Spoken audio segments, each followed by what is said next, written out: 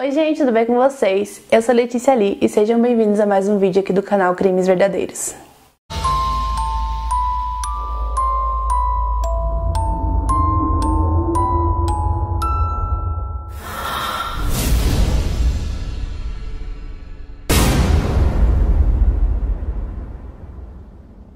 William Bill Pettit nasceu em 24 de setembro de 1956 em Connecticut, nos Estados Unidos. William estudou medicina e ele se especializou em endocrinologia.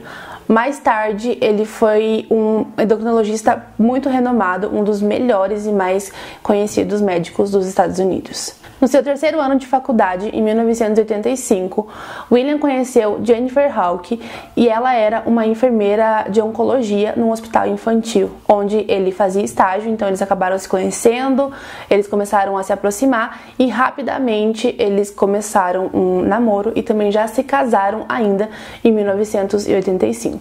William e Jennifer tiveram a sua primeira filha em 15 de outubro de 1989, que foi a Hailey. Em 17 de novembro de 1995, 6 anos depois, nasceu a segunda filha do casal, a Michaela. Em 2007, a família vivia na cidade de Cheshire, em Connecticut, nos Estados Unidos. E na época, essa cidade era considerada uma das melhores cidades nos Estados Unidos para se morar, principalmente por ser muito segura. A família tinha uma vida muito confortável, eles também moravam numa das melhores casas do bairro, das melhores e das maiores. Na época dos fatos, a Hailey tinha acabado de se formar no ensino médio e ela decidiu que seguiria os passos do pai, então ela decidiu que iria fazer medicina, inclusive na mesma universidade que o William cursou. Medicina. A Hailey era muito inteligente, ela também era atleta, então era aquela típica adolescente que todo mundo gostava de estar perto. A Michaela, em 2007, tinha 11 anos e ela adorava cozinhar para a família. Ela sempre gostava de inventar pratos novos e ela cozinhava muito bem. E ela também gostava de passar o seu tempo cuidando do jardim da casa junto com o pai.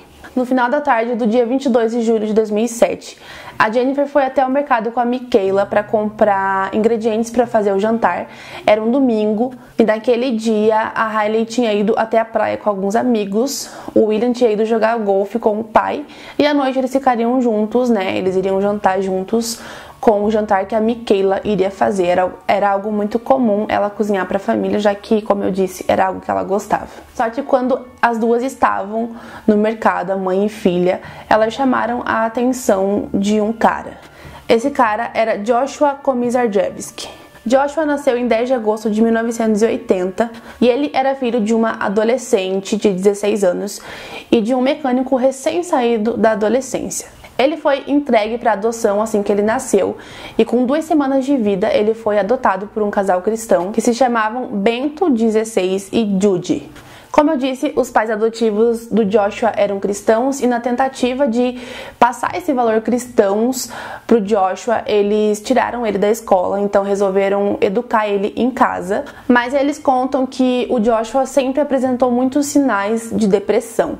A Judy conta que certa vez ela entrou no quarto do Joshua e tinha escrito na parede, ele havia escrito na parede, morte, morrer e suicídio. Em algum momento da sua infância, o Joshua ele foi abusado sexualmente por alguém de confiança e, segundo matérias, foi um adolescente que o casal, Judy e o Bento, adotaram. Mais tarde, na adolescência, o Joshua ele molestou a irmã dele mais nova. Daí em diante, o Joshua começou uma vida no crime com um currículo gigante, com invasões a domicílio, mais de 12 acusações de roubos, e a sua última prisão antes do caso da família Pettit havia sido em 2002, por uma condenação de 9 anos, a qual ele cumpriu 6 anos apenas em regime fechado, e ele foi colocado em liberdade condicional em abril de 2007. O Joshua namorava uma moça na época dos fatos chamada Caroline e apesar de ser maior de idade, essa moça ela aparentava ser muito mais nova do que realmente era. E o Joshua falava pra todo mundo que ele gostava mesmo disso, de namorar ou meninas mais novas ou que aparentassem ser mais novas. Então o Joshua viu a Jennifer e a Michaela no mercado e resolveu segui-las até em casa. O interesse dele aumentou ainda mais nelas quando ele viu que elas entraram em uma das maiores casas do bairro. Então ele sabia que ali dentro com certeza teria algo de valor para que ele pudesse roubar. E foi aí que ele ligou para um amigo chamado Steven Hayes. Steven nasceu em 30 de maio de 1963, na Flórida, e ele foi condenado como adulto pela primeira vez em 1980, quando tinha 16 anos. O Steven foi preso mais de 30 vezes e ele passou a maior parte da sua vida preso. Então, o Joshua passou várias mensagens para o Steve, dizendo, né, sobre a mãe e a filha, né, as pessoas que ele tinha visto, falou sobre a casa, sobre tudo que eles podiam roubar ali dentro. Então, eles combinaram de mais tarde, naquela madrugada, invadirem a casa. A família Perit, então, eles jantaram, passaram o tempo deles ali em família e depois disso eles se dividiram entre os cômodos da casa. Então o William ficou na sala lendo o jornal, a Hailey foi pro quarto dela para dormir e a Jennifer e a Michaela ficaram juntas no quarto do casal. Então, durante a madrugada, o Joshua e o Steven invadiram a casa e eles entraram por uma porta do porão que estava destrancada. Eles estavam armados com uma pistola e quando eles entraram no porão, eles encontraram ali perto da escada um taco de beisebol. Então, eles pegaram esse taco e eles começaram a entrar na casa e a primeira pessoa que eles avistaram foi o William, que estava deitado no sofá, e o William já estava dormindo. Então eles atacaram o William, eles agrediram ele várias vezes com o taco de beisebol. A maior parte dos golpes foi na cabeça, então o William teve feridas abertas na testa e também na parte de trás da cabeça. Então os dois pegaram o William, levaram ele pro porão e amarraram ele numa espécie de poste que tinha ali dentro, com fios de telefone que eles inclusive cortaram para dificultar que a família pedisse ajuda. E eles deixaram ele ali muito machucado e foram então pro andar social ali da casa. O Joshua e o Steven encontraram as três, né? A Jennifer, a mãe, e a Hailey e a Michaela. Eles dividiram elas, cada uma no seu quarto, e amarrou cada uma delas em suas camas. Eles amarraram elas pelos tornozelos, né? E pelos pés na cama. Depois de amarrar elas, eles colocaram uma fronha na cabeça de cada uma delas e começaram a vasculhar a casa para procurar por dinheiro ou algo de valor que eles pudessem levar embora. Só que eles se decepcionaram porque eles não encontraram coisas tão de valor assim dentro da casa. A única quantia de dinheiro que eles encontraram foi $100 e poucos que eles encontraram na carteira da Hailey, que ela havia ganhado da avó dela para gastar na faculdade quando ela fosse para a faculdade. Só que o Joshua acabou encontrando um extrato do banco da conta de Jennifer e do William, que era uma conta conjunta, e ali mostrava que eles tinham cerca de $40 mil naquela conta. Então eles decidiram que iriam esperar amanhecer e esperar que o banco abrisse para que eles pudessem levar a Jennifer até lá, para ela sacar pelo menos $15 mil e aí eles iriam embora. Enquanto isso, na madrugada, enquanto as meninas estavam cada uma nos seus quartos morrendo de medo, enquanto o William estava lá no porão sangrando muito, todo machucado, o Joshua e o Steven, eles comeram, eles beberam da comida da família e ficaram lá esperando o dia amanhecer.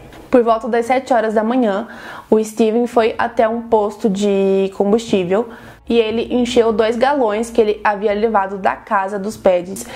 E ele foi flagrado em câmeras, né, esse horário fazendo isso, e depois ele voltou para casa da família.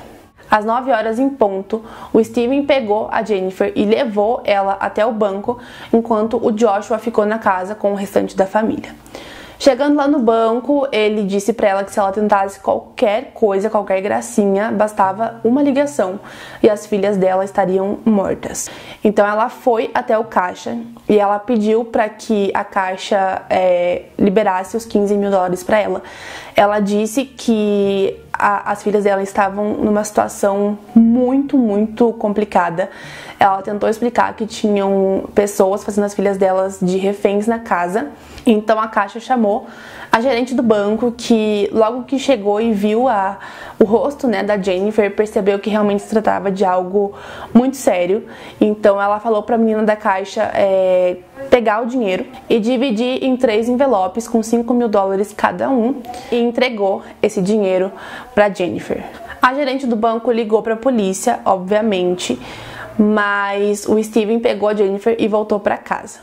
Quando eles chegaram lá, o Joshua contou pro Steven que ele havia violentado a Michaela, de 11 anos de idade, e o Joshua teria dito pro Steven que para que eles ficassem quites, ele também deveria violentar a Jennifer, a mãe, e foi isso que o Steven fez. Nesse meio tempo, o William, o pai, né, da família, ele conseguiu se soltar. Ele passou a madrugada inteira tentando se soltar, quando finalmente ele conseguiu por volta das 9h30 da manhã. E ele foi literalmente se arrastando. Ele conseguiu sair pela porta do porão, aonde o Joshua e o Steven entraram. E ele foi se arrastando até o gramado do vizinho para pedir ajuda. E o vizinho disse que quando ele viu o William, ele não o reconheceu porque ele estava completamente com o rosto machucado, inchado, deformado, de tanto que ele tinha apanhado.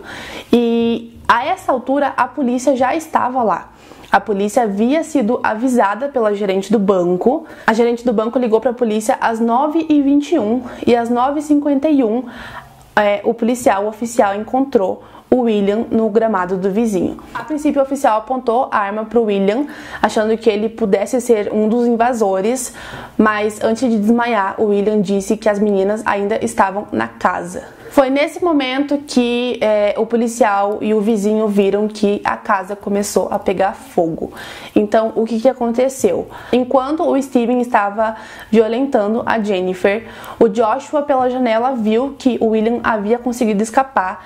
Então, eles ficaram muito bravos. O Joshua avisou o Steven. O Steven estrangulou a Jennifer até que ela perdesse todos os sentidos e infelizmente ela faleceu. E aí eles pegaram aqueles galões com gasolina que o Steven havia enchido pouco tempo antes, jogaram gasolina nas partes principais da casa, na sala e nos quartos onde as meninas estavam. Eles jogaram inclusive gasolina na Jennifer e também na Michaela e na Hailey, e então eles começaram um incêndio. Eles tentaram fugir com o carro da família, mas a polícia já estava lá fechando todo o perímetro para tentar uma negociação, alguma coisa, né, para que eles libertassem as meninas. Mas infelizmente não deu tempo. Então, quando eles tentaram fugir, eles acabaram batendo no carro da polícia e foi então que os policiais prenderam eles. Mas infelizmente foi tarde demais que a polícia chegou, porque a Jennifer já estava morta, né? Ela foi estrangulada pelo Steven e também foi jogada gasolina e a casa estava pegando fogo. O fogo se espalhou muito rápido pela casa. A Michaela, infelizmente, acabou morrendo por inalar a fumaça. Ela ainda estava amarrada na cama. E a Hailey, ela conseguiu se soltar, mas quando ela chegou no corredor, ela acabou desmaiando pela fumaça que ela inalou também e ela acabou falecendo ali no corredor. Joshua e o Steven foram levados para interrogatório e inclusive o detetive que estava interrogando eles disse que sentiu um cheiro muito forte de gasolina. Ele disse que a todo momento um tentava jogar a culpa no outro, sabe? Ninguém assumia a culpa. Eles falavam, foi ele que teve ideia, foi ele que fez tal coisa. Eles não assumiam a gravidade dos crimes que eles cometeram. Como eles não assumiram, eles tiveram que ir a julgamento. Steven foi julgado em 2010 e o Joshua em 2011. Ambos foram condenados à morte, mas em agosto de 2015, a Suprema Corte de Connecticut declarou que todas as penas de morte eram inconsistentes com a Constituição do Estado. Ou seja, eles aboliram a pena de morte em Connecticut e todas as condenações de morte foram revertidas a prisões perpétuas, inclusive do Joshua e do Steven. O William, o pai dessa família, que foi o único sobrevivente dessa tragédia toda, ele não voltou a exercer mais a medicina depois de todo o ocorrido. Ele tentou seguir com a vida. Ele disse algumas vezes que ele tentou e pensou em se matar, porque para ele realmente, imagina, né, gente, ele perdeu a mulher e as 2 filhas, então ele tentou seguir com a vida dele. Em 2012, ele conheceu uma fotógrafa chamada Christine e eles se casaram e eles tiveram um filhinho. E esse foi o caso de hoje, gente, e é um caso bem tenso, bem bizarro.